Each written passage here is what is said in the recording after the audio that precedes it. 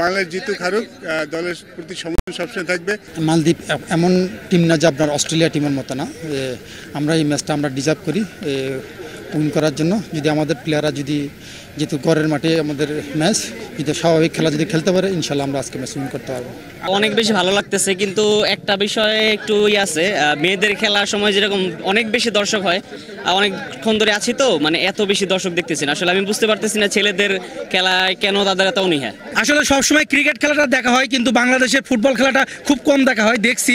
But বাংলাদেশের ফুটবলটাকে চাই যে ক্রিকেটের মতো জনপ্রিয়তা হোক এবং বাংলাদেশ জিতবে, আমরা এই আশা করি। এই আশা নিয়ে আজকে আসছি, আমরা জয় নিয়ে মাঠ ছাড়বো ইনশাল্লাহ। ইনশাল্লাহ জিতবো বাংলাদেশ।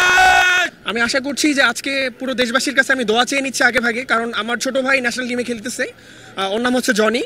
তো পুরো দেশবাসী আমার ভাইয়ের জন্য দোয়া করবেন, সে যেন ভালো পারফরমেন্স করতে পারে এবং আমাদের বাংলাদেশকে সুন্দর একটি জয় উপহার দিতে পারে। সেই প্রত্যাশা নিয়ে আজকে মাঠে এসেছি ছোট ভাইকে অনুপ্রাণিত দেওয়ার জন্য।